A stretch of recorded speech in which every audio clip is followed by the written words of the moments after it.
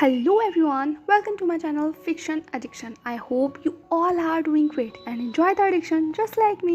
चलिए तो Want to Love Your Cold Heart का नेक्स्ट पार्ट स्टार्ट करते हैं. Let's start. इतना सब कुछ शायद हजम करना बहुत ज़्यादा मुश्किल था, इसीलिए सीहुआ की हालत बिगड़ गई थी और उसे वापस इंजेक्शन देकर सुलाने की कोशिश की गई ताकि वो खुद पर काबू पा सके. इमोशन बहुत ज़्यादा ओवरफ्लो थे, सच्चाई बहुत हार्श थी जिसे एक्सेप्ट करना बहुत मुश्किल था. जान रोता हुआ बाहर आ चुका था. उसने अपने कांपते हुए हाथों से ईबो को कॉल लगाया और इस बार फाइनली ईबो ने जान का कॉल उठा लिया. जान ने रोते हुए कहा, गा आप यहाँ क्यों नहीं हैं? क्यों नहीं हैं आप यहाँ? आप मुझे छोड़कर क्यों चले गए? ईबो जान की बातों को सुन रहा था. कंटिन्यूसली वो जान की हर बात को सुन रहा था. और जान ने जब सब कुछ खत्म कर लिया तब ईबो ने कहा, आजकल तुम जब भी मुझे कॉल करते हो तुम रोते ही क्यों रहते हो? अब एक जान के आंसू रुक गए थे. उसने कहा, क्या कहा आपने? ईबो ने अपने हाथों को वहीं टेबल पर रखा और थोड़ा रिलैक्सिंग पोजीशन में बैठ गया. वो एक अंधेरे से कमरे में बैठा हुआ था. पता नहीं उसके जहन में क्या चल रहा था, पर फिलहाल वो जान को शांत करना चाहता था. उसने कहा, तुम जब भी मुझे कॉल करते हो परेशान रहते हो, डिप्रेस्ड रहते हो. जान, तुमने अपनी लाइफ का क्या बना लिया है? इतने परेशान क्यों हो? जान ने अपने आंसुओं को पोंछते हुए कहा, बोगा आप ठीक माइंड में तो हैं? कहीं आप पी तो नहीं रहे? मैं आपसे क्या बात कर रहा हूँ और आप क्या क्या कह रहे हैं? आप सुन भी रहे हैं मैं आपसे क्या कह रहा हूँ? जब जान ने ये कहा तो ईबो ने अपने सामने रखी हुई बहुत सारी वाइन की बॉटल्स को देखा जिसने उसे पीकर खत्म कर दिया था. ईबो ने हंसते हुए कहा, तुम मुझे बहुत अच्छे से पहचानते हो. जान ने कहा, बोगा क्या आप पी रहे हैं? क्या आप सच में ड्रंक हैं? ईबो ने उन सारी बॉटल्स को साइड किया और वो थोड़ा सा लेट गया था उस टेबल के ऊपर. उसने कहा, नहीं मैं ड्रंक नहीं हूँ. जान ने कहा, आप हैं. अब जान भी बेंच पर बैठ चुका था. ईबो ने कहा, अगर हूँ तो बताओ क्या कर सकते हो तुम? मैं तुमसे बहुत दूर हूँ, तुम मुझे नहीं मार सकते. ये कहते हुए ईबो हंसने लगा. जान ने कहा, हाँ मैंने आपको कब मारा? बोका मैं ऐसा हस्बैंड नहीं हूँ. मैं अपने हस्बैंड से बहुत प्यार करता हूँ. मैं आपको नहीं मार सकता. सीरियसली जान, शायद तुमने अपने बाइट मार्क्स को नहीं देखा है, अपने उन स्क्रैचेस को नहीं देखा है जैसे तुम मेरी बॉडी के ऊपर छोड़ते हो जब भी हम लोग इंटीमेट होते हैं. ईबो की जो वॉइस थी वो डार्क डीप हस्की लग रही थी. एक जान की पूरी बॉडी के ऊपर जैसे गूज़बम्स आ गए थे. जान ने कहा, बोका आप इतना दूर हैं और आप ऐसी बातें कैसे कर सकते हैं? जान का पूरा फेस जो था वो ब्लश कर गया था इतनी सी बात से. ईबो ने हंसते हुए कहा, तुम तो शायद इस वक्त ब्लश कर रहे होंगे. I am damn sure. जान ने अपने हाथों पर अपने चेहरे के ऊपर जो तप रहा था उस पर हाथ लगाते हुए कहा, नहीं मैं बिल्कुल कोई ब्लश नहीं कर रहा. मैं बिल्कुल ठीक हूँ. ईबो ने कहा, सच में? तुम्हें शायद याद भी है कि हम आखिरी बार कब साथ हुए थे? जान ने कहा, बोका आप छोड़िए. अगर आपको इतना ही ज़्यादा शौक है तो जल्दी से वापस आइए ना, फिर हम लोग बहुत सारा क्वालिटी टाइम स्पेंड करेंगे. आप क्यों इतना दूर चले गए हैं? अब ईबो शांत हो गया. उसने कहा, दूर चला गया हूँ? छोड़ो, इस बारे में बात नहीं करते. तो मुझे ये बताओ तुमने कॉल क्यों किया था? जान ने कहा, गा मैं परेशान हूँ मॉम. ईबो ने कहा, क्या हुआ? अब क्या हुआ उन्हें? जान ने कहा, गा आप ऐसे क्यों रिएक्ट कर रहे हैं? मतलब मैं कुछ समझ नहीं पा रहा हूँ. आप चले गए हैं, वो आपकी मॉम है. प्लीज़ आप वापस तो आइए, बहुत सारी बातें करनी है हमें. प्लीज़, उन्हें आपकी ज़रूरत है. वो चीज़ों को हैंडल नहीं कर पा रही हैं. सीवियर पैनिक अटैक आ रहे हैं उन्हें. मैं कैसे संभालूं सब कुछ? आपने मना कर दिया कि मैं डैड को ना बताऊं, मैं किसी को ना बताऊं, पर आप तो आ जाइए प्लीज़. मैं सब कुछ हैंडल नहीं कर पा रहा हूँ अब. ईबो ने कहा, जान मेरी बात सुनो. तुमने एक ऐसी सच्चाई को सबके सामने लाकर रख दिया है जिसे एक्सेप्ट करना मेरे जैसे ठीक माइंड के लिए भी इतना ज़्यादा मुश्किल है. और तुम उस इंसान से कैसे एक्सपेक्ट कर सकते हो जो अपनी पूरी जिंदगी को लगभग एक कोरे कागज की तरह देख रहा है? थोड़ा समय दो. जान ने कहा, पर मुझे आप चाहिए. ईबो ने कहा, जान please be patient and B strong. तुम हैंडल कर सकते हो. जाकर मॉम के पास बैठो, इंतजार करो, मैं जल्दी वापस आऊंगा. ठीक है तो हुए ईबो ने फोन काट दिया. जान ने कुछ पल के लिए फोन को देखा और फिर अपनी आंखों को बंद कर लिया. वहीं कहीं दूर शंघाई में इस वक्त ईबो एक 5 स्टार होटल के एक लग्जूरियस कमरे में बैठा हुआ था. वो कमरा पूरी तरीके से डार्कनेस में डूबा हुआ था. बहुत सारी वाइन की बॉटल्स थी, बहुत सारे फूड पैकेट्स वहीं पर थे. वो कमरा बिल्कुल मैसी लग रहा था, ईबो के जनरल कमरे से बहुत अलग।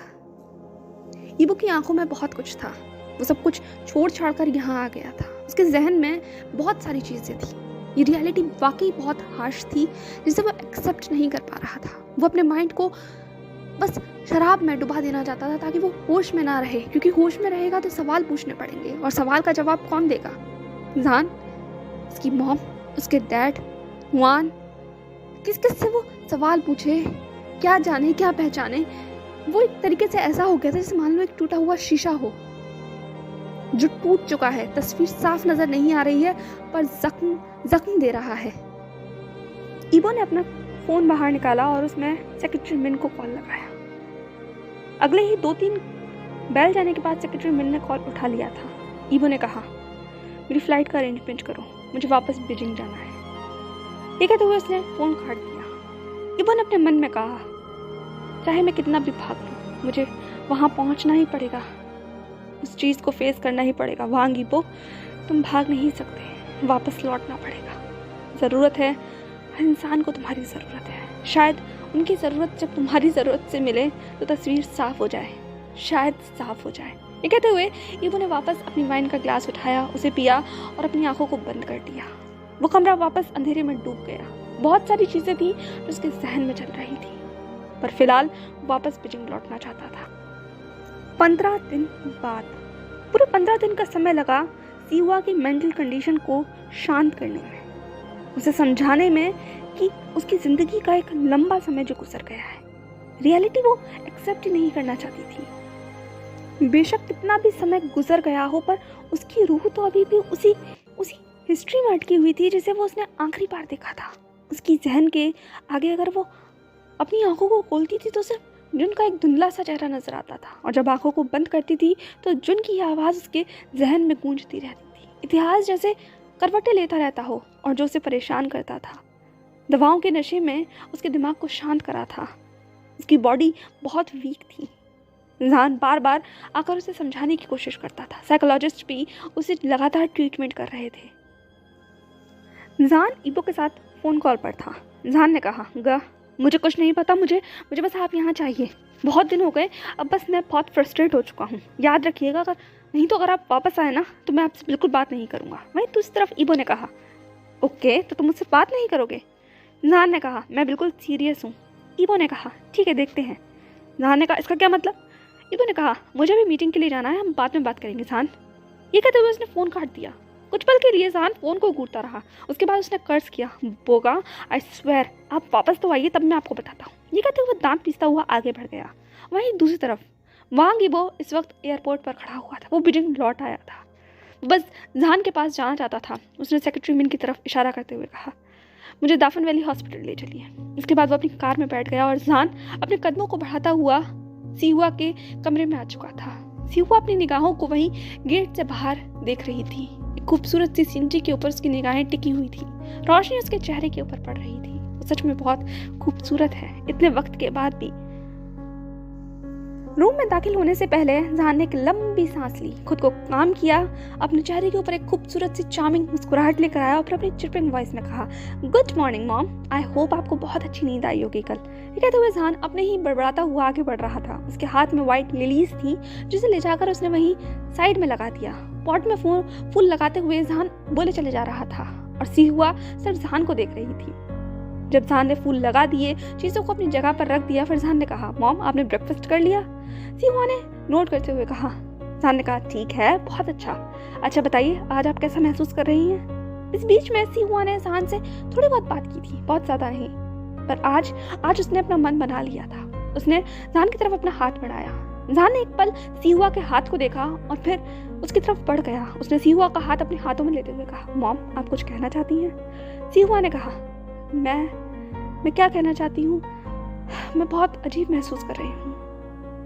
तुम्हें पता है ना, जिंदगी का कितना लंबा वक्त गुजर गया, मेरा माइंड ठीक स्थिति में नहीं है। जान ने कहा, मैं जानता हूँ मॉम, मैं जानता हूँ, मुझसे ज़्यादा बेहतर और कौन समझ सकता है, बट प्लीज़ मॉम समझने की कोशिश कीजिए। सिहुआ ने कहा, मैं समझने की कोशिश कर सकती हूँ, पर तुम मुझे बताओ आखिर हुआ क्या था, मैं यहाँ कैसे आई? जुन कहाँ है? आंट आंट शू कहाँ है? वो मैं आखिरी बार मैंने उनके हाथ में तुम दोनों को दिया था, कहाँ है वो? जान ने अपनी नजरों को झुका लिया। उसकी आंखों से आंसू गुजर गए थे। उसने कहा, aunt Shu, she passed away. Sihua की आंखों से भी आंसू निकले। उसने कहा, क्या? पर कैसे? जान ने कहा, बहुत कुछ बीत गया है मॉम, मैं आपको बताऊंगा, पर पहले क्या आप मुझे बताएंगी कि आखिर हुआ क्या था? बहुत सारी चीजों को मैं जोड़ नहीं पा रहा हूँ, प्लीज मुझे बताइए मॉम। आखिरी चीज आपको क्या याद है? आप मुझे बता सकती हैं कि मुहानगा जब आपकी लाइफ में शामिल हुए तो उसके बाद क्या हुआ था? आप मॉम के पास वापस कैसे पहुंची? मैं ये चीज नहीं समझ पा रहा हूँ। सिहुआ ने जान की तरफ अजीब निगाहों से देखा। जान ने कहा, चिंता मत कीजिए, मुझे सब पता है मॉम। माँ को डायरी लिखने की आदत थी, आप जानती है ना? सिहुआ ने नोट करते हुए कहा। उसने कहा, हाँ मैं जानती हूँ, ये उसकी बहुत पुरानी आदत थी। जान ने कहा, हाँ, तो उन्होंने मेरे लिए एक डायरी छोड़ी थी, मैंने सब कुछ पढ़ा है उसमें मॉम। बस कुछ चीज़ें हैं जो उन्होंने क्लियर नहीं की हैं, तो मैं बस वही आपसे क्लियर करने के लिए पूछना चाहता हूँ। प्लीज़ आप मुझे बताइए ना कि आखिर क्या हुआ था? उन्होंने डायरी लिखना क्यों बंद कर दिया? ये चीज़ मुझे बहुत परेशान करती है मॉम। प्लीज़ क्या आप मुझे बता सकती हैं? सिहुआ ने कहा, उसने आखिरी बार डायरी कहाँ रोकी है? जान ने कहा, उन्होंने आखिरी बार कोई फंक्शन का जिक्र किया था जिसमें उन्होंने आपको विश किया था आपकी हैप्पी मैरिड लाइफ के लिए। क्या आप मुझे बता सकती हैं कि आपने सच में शादी कर ली थी? आपने उन्हें क्यों छोड़ दिया मॉम? क्यों? ये कहते हुए जान अपनी डेस्परेट निगाहों से सिहुआ की तरफ देख रहा था। सिहुआ की आंखों में भी आंसू आ गए थे। उसने जान की तरफ देखा और अपने हाथ की पकड़ को जान की पकड़ पर मजबूत कर लिया। उसने कहा, मैंने उसे कभी नहीं छोड़ा, पर उसने कभी मुझे मौका नहीं दिया जान, बात सुलझाने का, बात कहने का। तो फिर क्या आज आप मुझसे कह सकती हैं? उसके बाद मैं आपको बताऊंगा कि उन्होंने क्या कहा। इससे शायद वो डायरी कंप्लीट हो जाए। उसमें एक पजल की तरह कुछ साल का जिक्र नहीं है। मैं चाहता हूँ आप उन सालों का जिक्र करें, ताकि एंड के जो कुछ पन्ने हैं जो उन्होंने आपके लिए छोड़े हैं, उन्हें आप पढ़ सकें। फिर हम दोनों ही शायद उनकी कहानी को उनके नजरिए से समझ पाएंगे और बेहतर तरीके से। कहते हुए जान रोता हुआ सिहुआ की आंखों में देख रहा था। सिहुआ की आंखों से भी बहुत सारे आंसू बह गए थे।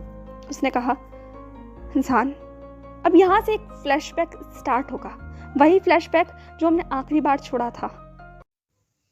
उस रीयूनियन पार्टी के बाद 5 साल का समय गुजर गया था। इन 5 सालों ने बहुत कुछ बदला था। जुन और सिहुआ दोनों ने अपने आप को अपनी जिंदगी में ढाल लिया था। सिहुआ ने लैन हुआ के साथ आगे बढ़ने का फैसला कर लिया था, क्योंकि बहुत हद तक वो उनकी फीलिंग्स को एक्सेप्ट कर चुकी थी। और इतने साल तक एक दूसरे के साथ रहने के बाद हुआन को एक अच्छा फ्यूचर देने के लिए सिहुआ ने एक यही रास्ता बेहतर समझा, क्योंकि उसे पता था जुन के पास लौटना लगभग नामुमकिन है।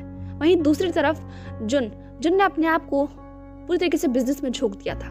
पास्ट क्या था उसके लिए वो सब भूल चुकी थी। सारे इमोशंस लगभग हवा हो गए थे। और दूसरी तरफ इन 5 सालों ने उसके अंदर से सारे इमोशंस को खत्म कर दिया था।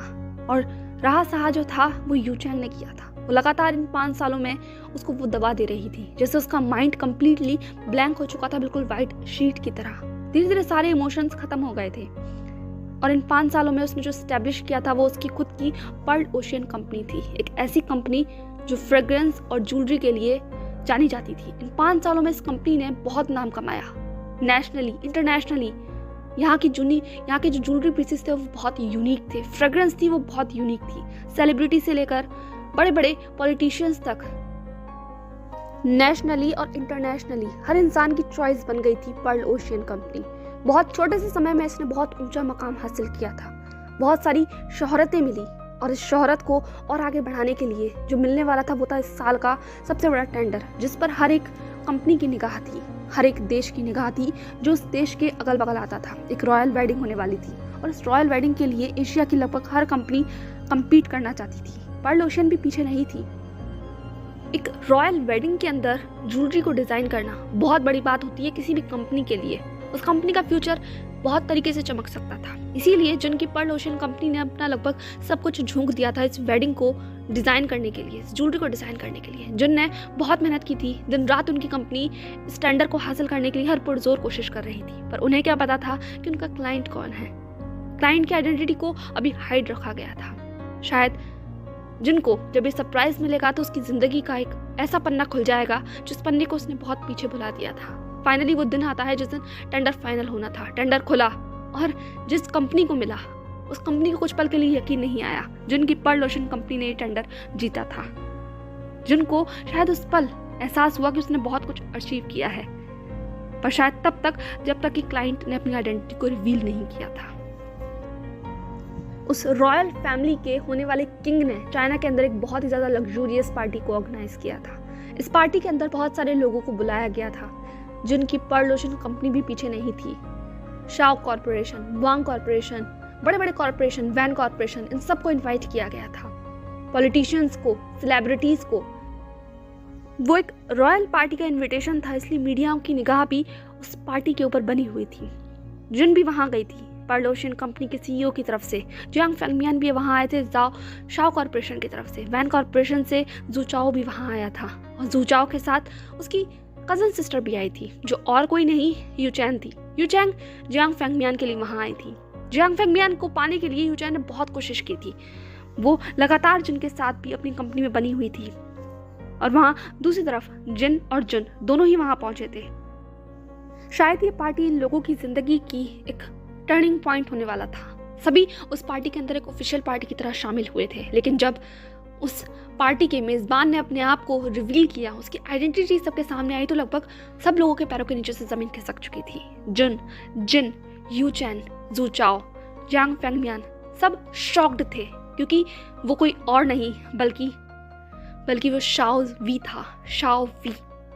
जुन को तो एक पल के लिए ऐसा लगा कि मान लो उसके शरीर से एक बार वापस जान निकल गई हो। इतिहास का एक वो पन्ना उसके सामने खुला था जिसे उसने बंद कर दिया था। फीलिंग्स आज उसे एहसास हुई थी, जैसे उसके मन के अंदर एक भूचाल सा आ गया हो शाओ वी को वहां देखकर। शाओ वी की आंखों में कुछ नहीं था, उसकी आंखें बिल्कुल खाली थी। वो सबको खाली आंखों से देख रहा था। आज इतने सालों के बाद इन लोगों के रास्ते वापस टकराए थे। कुछ पल के लिए किसी को यकीन नहीं आया कि ये किंग, शाओ वी किंग, मतलब वो एक रॉयल फैमिली से बिलोंग करता है। इस बारे में कोई नहीं सोच सकता था। वो एक फॉरेन एक्सचेंज स्टूडेंट था, ये सब जानते थे, पर उसकी आइडेंटिटी ये होगी, ये बहुत शॉकिंग था सभी के लिए। पार्टी को आगे बढ़ाया गया। फॉर्मली शाओ वी ने सबसे मुलाकात करने के बाद वो फाइनली जिन और जुन जियांग फेंगमियान के सामने आया। उसने जियांग फेंगमियान के गले लगते हुए कहा, कैसे हो तुम? जियांग फेंगमियान ने कहा, तुमने कभी बताया क्यों नहीं? शाओ वी ने कहा, क्या फ़र्क पड़ जाता है, मैं नहीं चाहता था कि हमारी दोस्ती के बीच में फ़र्क आए, इसीलिए मैंने अपनी इस पहचान को दूर रखा। मैं तुम्हारे लिए आज भी वही हूँ, वही शाओ वी, कोई फ़र्क मत समझना। ये कहते हुए उसने अपनी चार्मिंग सी मुस्कुराहट दी। जियांग फेंगमियान भी समझ चुके थे, मैच्योर थे, समझदार थे। अब उन्होंने अपना रुख जिन की तरफ किया। जिन की तरफ कॉन्ग्रेचुलेशन करते हुए उन्होंने कहा, कॉन्ग्रेचुलेशन मिस जिन, आपको आपकी पर्ल ओशन कंपनी के लिए। आप अपनी सिस्टर का बहुत अच्छे से साथ दे रही हैं। जिन ने कुछ नहीं कहा, वो बस शांति से बस शाओ वी की तरफ देख रही थी। उसके बाद शाओ वी के कदम जिन की तरफ बढ़े। जिन अभी भी ब्लैंक थी, उसका माइंड काम नहीं कर रहा था। शाओ वी की निगाहें अपने इस पहले प्यार को देखकर टिक गई थी। वो आज भी नहीं भूला था जिन को, ना कभी भूल सकता था, पर परिवार की ऐसी जिम्मेदारियों में फंसा हुआ था। वो एक रॉयल हायर था, उसे अपनी फैमिली की कुछ रिस्पॉन्सिबिलिटी को पूरा करना होगा। जिन ना सही, पर कुछ जिम्मेदारियों को उसे उठाना होगा। जिन की तरफ उसने हाथ बढ़ाते हुए कहा, मिस जिन, आई होप कि आप मुझे भूली नहीं होंगी। जिन बस ब्लैंकली शाओ वी को देख रही थी। जिन ने भी अपना कांपता हुआ हाथ आगे किया। उसने कहा, ओह नो मिस्टर वे, मैं कैसे भूल सकती हूँ, या मैं कहूँ रॉयल हाइनेस, कैसे हैं आप? आपसे मिलकर बहुत अच्छा लगा।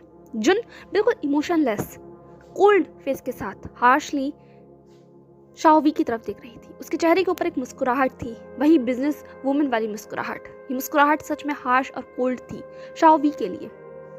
दोनों के मन में चाहे कुछ भी हो, पर आंखों में जो इमोशंस थे वो सामने वाला पढ़ सकता था। जियांग फेंगमियान कोई एक खटक गए थे, जो उस तरीके से दोनों एक दूसरे को देख रहे थे, पर उन्होंने कुछ कहा नहीं। वो बस वहाँ उन दोनों को ही देखते रहे। वहाँ पे खड़े हुए बहुत सारे लोग भी देख रहे थे कि किस तरीके से जुन और शाओ भी एक दूसरे को देख रहे हैं। जियांग फेंगमियान ने कहा, क्या हुआ, सब कुछ ठीक तो है आप दोनों? अब जाकर कहीं जुन ने अपना हाथ पीछे खींचा था। शाओवी ने कहा, हाँ सब कुछ ठीक है जियांग फेंगमियान, सब कुछ ठीक है। वैसे आज ही एक फॉर्मल पार्टी है, मैं आप सभी को मसामिया लौटने से पहले एक आफ्टर पार्टी के लिए इनवाइट करना चाहता हूँ। आई होप आप लोग मुझे डिसअपॉइंट नहीं करेंगे। M I right? प्लीज आइएगा, ये मैं आप लोगों को दिल से बुलाना चाहता हूँ। ये कहते हुए शाओवी सभी की तरफ देखने लगा। उसने एंड में जुन की तरफ देखा और कहा, मिस जुन, मैं पूरी उम्मीद करता हूँ कि आप आएंगी, उस पार्टी में मैं आपको देखना चाहता हूँ। ये कहते हुए शाओवी ने एक डेयरिंग लुक जुन की तरफ देखा। जुन ने भी स्मित करते हुए कहा, डेफिनेटली आप बुलाओगे तो मैं जरूर आऊंगी। ये कहते हुए उसने कोल्ड स्माइल दी। जियांग फेंगमियान और जिन वो लोग भी देख रहे थे। ज़ुचाओ को बिल्कुल भी अच्छा नहीं लग रहा था। ज़ुचाओ ने बहुत कोशिश की थी जुन के करीब आने की, और इस वक्त वो गुस्से से इन दोनों कपल को देख रहा था जो कि अजीब से फ्लर्ट कर रहे थे इन सब के बीच में खड़े होकर। वो फॉर्मल पार्टी खत्म हो चुकी थी। पूरे शहर की निगाहें इस पार्टी के ऊपर पे थी। खबरें अखबार में छप गई थी और एक हफ्ते के बाद फार्म हाउस के ऊपर वो आफ्टर पार्टी का दिन भी आ गया। जुन बिल्कुल खाली मन से वहां जा रही थी। वो इमोशनलेस पहले ही हो चुकी थी। उसका माइंड काओस में था। आज भी शाओवी को देखकर एक खटक उसके मन में उठी थी। किसी और से प्यार किया था अगर सिहुआ के अलावा तो वो शाओवी था, और शाओवी भी वेडिंग कर रहा है। जुनको एक खालीपन का एहसास तो हो रहा था, पर उसने अपने मन को मना लिया था। उसके लिए अब फीलिंग्स कोई मायने नहीं रखती। बस यही चीज उसने अपने मन को कही थी। उसने एक ब्लैक कलर की स्लिट ड्रेस डाली, अपने बालों को स्ट्रेट किया, निकलने से पहले अपनी एंटी डिप्रेशन पिल ली, और फिर उसके बाद अपना इमोशनलेस कोल्ड फेस लेकर वो फार्म हाउस के लिए निकल गई।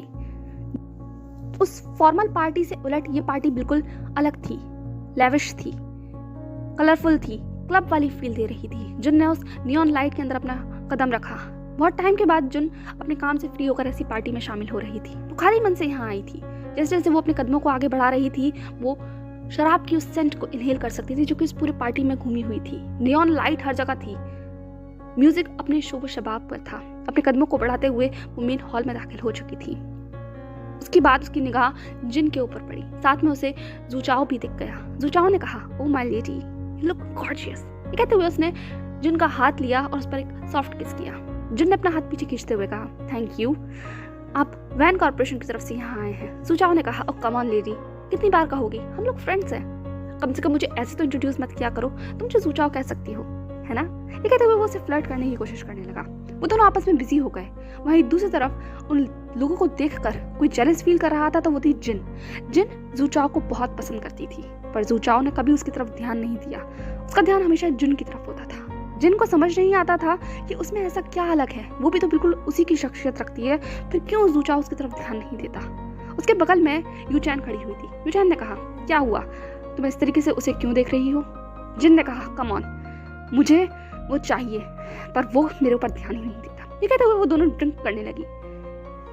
वो दोनों अपनी तीखी निगाहों से जुन और ज़ुचाओ को देख ही रही थी कि उनके ग्रुप में आकर एक और शख्स शामिल हो गया था, और वो कोई और नहीं जियांग फेंगमियान था। जियांग फेंगमियान भी अपनी लविंग आईज से जुन की तरफ ही देख रहा था। उसने सबसे पहले आकर उसको हाई किया। वो दोनों आपस में किस तरीके से बातें कर रहे थे, अब इसे देखकर यूचैन का खून खौल गया था। वो अपनी बहुत ही तीखी निगाहों से जुन की तरफ देख रही थी। उस निगाहों में नफरत थी, दोनों की निगाहों में नफरत थी, जिन की निगाह में भी और यूचैन की निगाह में भी।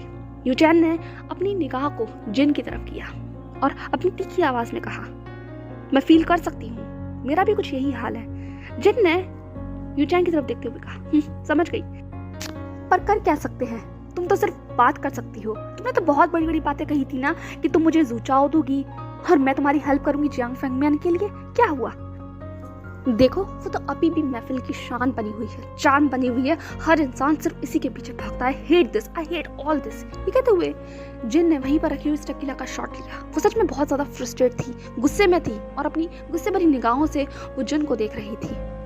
वहीं दूसरी तरफ यूचैन भी कुछ अलग नहीं थी। यूचैन ने कहा, मेरे साथ कोई नहीं खेल सकता, मैंने कहा ना तुम्हें कि मैं दूंगी तो मैं तुम्हें दूंगी वो, और जियांग फेंगमियान बस आखिरी गेम, और सब कुछ मेरा होगा इसके बाद, जस्ट वेट एंड वॉच, आज की पार्टी के बाद सब कुछ बदल जाएगा। ये कहते हुए वो कितनी ज्यादा बिटर साउंड कर रही है, ये चीज एकाएक जिन के पूरी बॉडी के ऊपर गूज़बम्प्स लेके आ गई। जिन ने कहा, तुम करने क्या वाली हो। मैं नहीं चाहती कि तुम उसे फिजिकली हार्म करो। यूचैन ने कहा, माय डियर, उसे फिजिकली हार्म करने की जरूरत नहीं है। बस आज की रात तुम मेरा साथ दे दो, इसके बाद सारे गेम पलट जाएंगे। चलो चलते हैं। ये कहते हुए वो दोनों आगे बढ़ गई। क्या चल रहा था यूचैन के दिमाग में, इस चीज का असर कुछ देर के बाद होने वाला था। अब वो लोग सब ग्रुप में आकर खड़े हो चुके थे। जुन, जियांग फेंगमियान, जू चाओ, यूचैन और जिन, वो सब आपस में बात कर रहे थे कि तभी उनके बीच में शाओवी भी आ गया। शाओवी ने ब्लैक कलर का एक ट्रेमेंडस सूट पहना हुआ था। वो आज बहुत चार्मिंग लग रहा था। उसकी पर्सनैलिटी बहुत बदल गई थी। इन 5 सालों ने उसे भी एक मैच्योर मैन बना दिया था। वो सच में किसी प्रिंस की तरह लग रहा था। जुन की निगाह एक पल के लिए शाओवी पर टिक गई थी। वो अपनी निगाह को झपका नहीं पाई। शाओवी भी बिल्कुल उसी इंटेंशन से जुन की तरफ देख रहा था। इस लड़की से वो बहुत प्यार करता है, बहुत ज्यादा। जुन के हाथ में जो ग्लास था वो उसके लबों तक पहुंच नहीं पाया, वो बीच में ही रुक गया। वो लोग एक दूसरे को देखते रहे जैसे कि सिर्फ वही लोग हैं उस महफिल में और कोई नहीं है। और ये चीज किसी के अंदर गुस्सा बढ़ा रही थी, तो वो था Jiang Fengmian. Hello ladies, hello everyone, hey. एक मेलोडियस सी वॉइस आकर उन लोगों के बीच में जैसे ही चहकी, वैसे ही जुन एकाएक अपने ख्यालों की दुनिया से बाहर आ गई। एक बहुत ही खूबसूरत सी लड़की ने आकर शाओवी का हाथ थाम लिया था। शाओवी ने भी अपने कदम पीछे खींच लिए, जैसे वो भी अपनी ख्यालों की दुनिया से बाहर आ गया हो। उसकी पलकें झपक गई, उसका शरीर ठंडा था, वो एकाएक जैसे कांप गया हो। उसने अपने बगल में खड़ी हुई उस लड़की की तरफ देखते हुए कहा, हाँ तुम आ गई? या मैं आ गई, पर मुझे जल्दी जाना भी होगा। वैसे मैं चाहती हूँ जाने से पहले कि मैं तुम्हारे फ्रेंड से एक बार मिल लूँ। अपने फ्रेंड से मुझे इंट्रोड्यूस नहीं कराओगे? ये कहते हुए उसने पोजेसिवली शाओवी का हाथ थाम लिया। शाओवी ने कहा, हाँ क्यों नहीं। Guys, meet my fiancee Riyana. Riyana ने अपनी चार्मिंग से स्माइल देते हुए कहा, ओह तो आप सभी हैं शाओवी के फ्रेंड्स? नहीं नहीं, मैं इंट्रोड्यूस कराता हूँ ना। शाओवी ने गल्प किया। अपनी उस ठंडी सी बॉडी को काम करने के लिए उसने रियाना का हाथ अपनी बाजू से हटाकर अपने उंगलियों के साथ इंटरवाइन कर लिया। उसने कहा, इनसे मिलो, ये है जियांग कॉर्पोरेशन से जियांग फेंगमियान, ये है वैन कॉर्पोरेशन से जू चाओ, ये उनकी कजन सिस्टर हैं जूचैन। और आगे मैं गैस करती हूँ, जो कि गैस करने की जरूरत नहीं है। ये जो दोनों ट्विंस खड़ी हुई हैं, ये जरूर जिन और जुन होंगी। ओह माय गॉड, तुम तो सच में बिल्कुल आइडेंटिकल हो। ये कहते हुए रियाना ने उनकी तरफ कदमों को बढ़ाया। इसके बाद उसने जिन को गले लगाया। उसके बाद उसी वार्मथ के साथ उसने जुन को गले लगाया। जुन का पूरा शरीर ठंडा पड़ा हुआ था। उसके सामने ये रियलिटी कितनी हार्श है, उसे तकलीफ पहुंचा रही थी।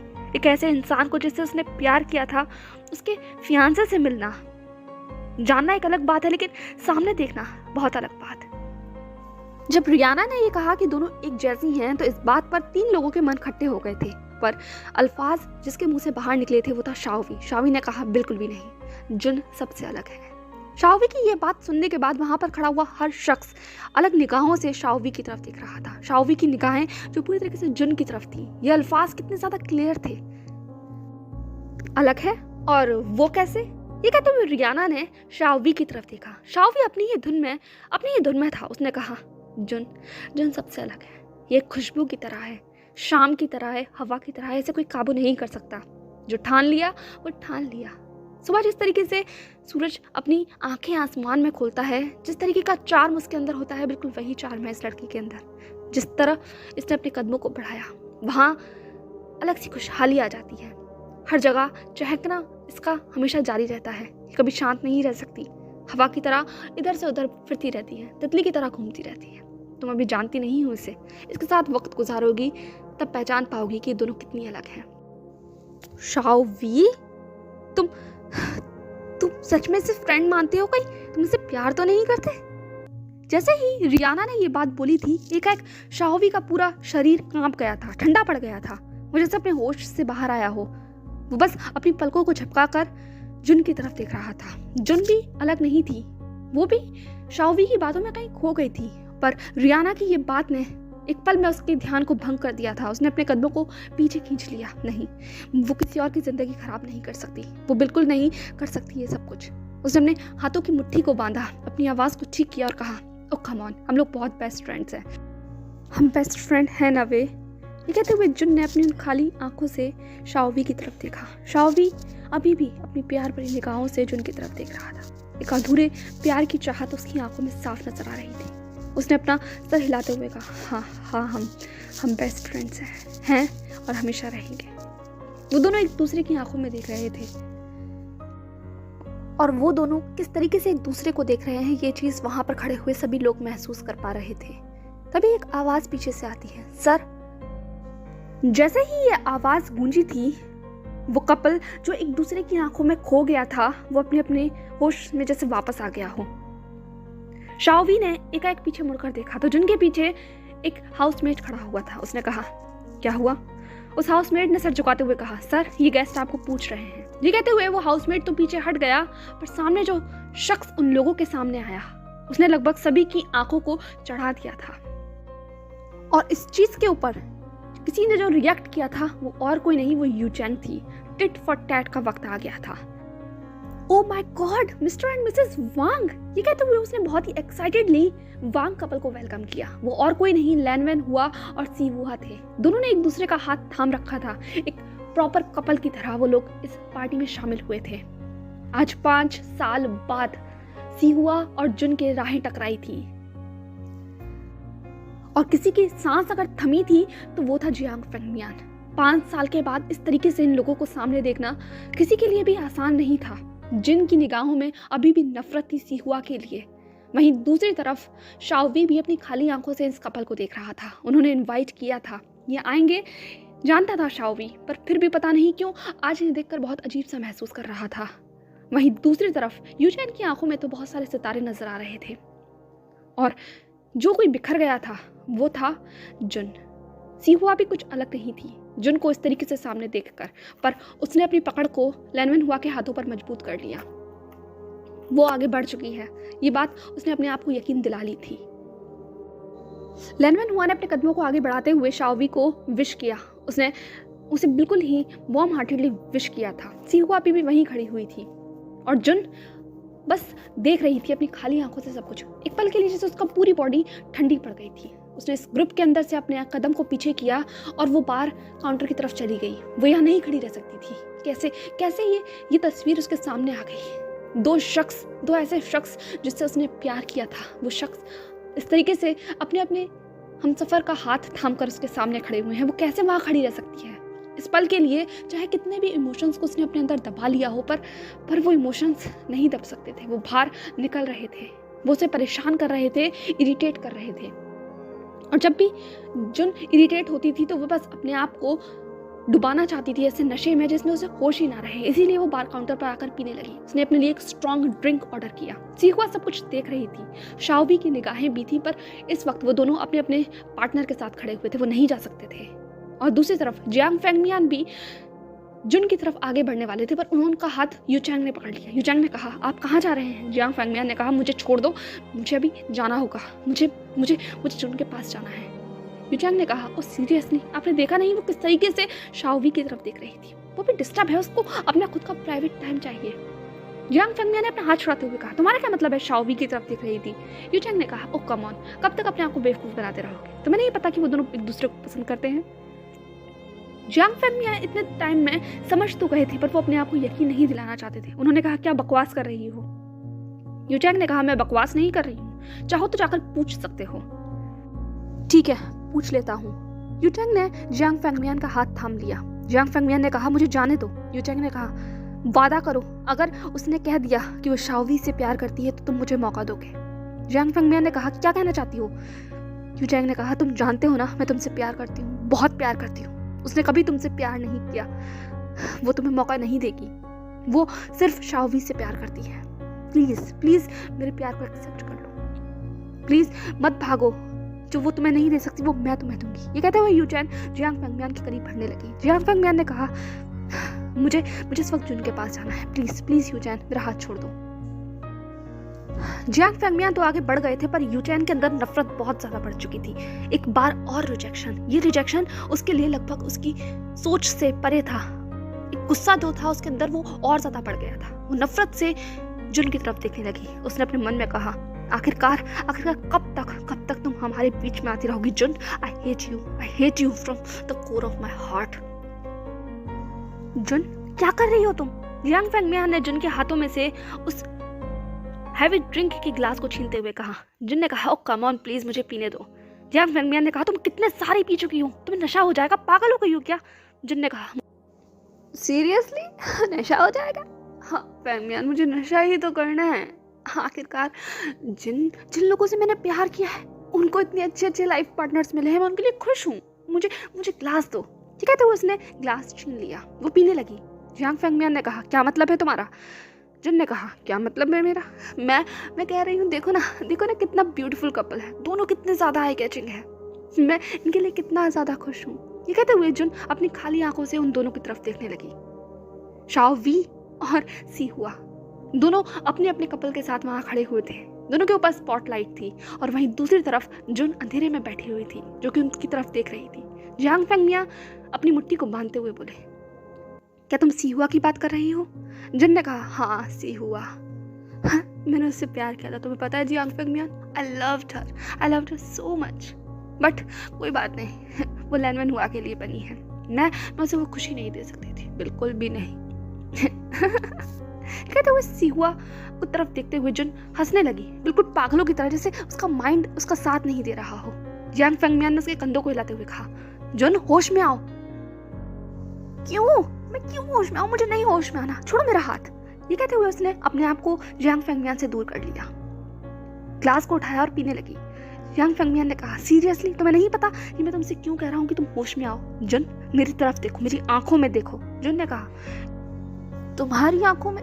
तुम्हारी आंखों में क्यों देखूं मैं? मुझे नहीं देखना जियांग फैंगमियान, सुनो मेरी बात सुनो, इधर आओ मेरे पास। ये कहते हुए उसने जियांग फैंगमियान को अपने करीब खींच लिया। उसने अपने एक हाथ से जियांग फैंगमियान का कोट पकड़ा और कहा, सुनो मेरी बात सुनो, अब तुम्हें भी ना शादी कर लेनी चाहिए, सबको शादी कर लेनी चाहिए। तुम्हें भी एक अच्छी सी लड़की देखकर उसके साथ सेटल हो जाना चाहिए। मैं तुम्हारे लिए भी पीऊंगी यार, तुम्हारे लिए भी। मैं खुश होंगी, सबके लिए खुश हूँ मैं, तुम्हारे लिए, शाओवी के लिए, सिहुआ के लिए।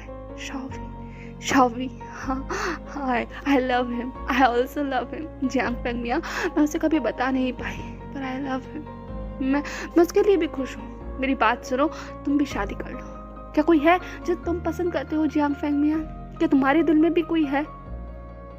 ये कहते हुए जुन अपनी खाली आंखों से जियांग फैंगमियान की तरफ देखने लगी। उसकी आंखों में आंसू भरे हुए थे, जो आंसू कब उसके गालों पर लुढ़क गए ये उसे भी नहीं पता चला। वो बिल्कुल किसी पंखी की तरह जियांग फैंगमियान की बाहों में झूल रही थी।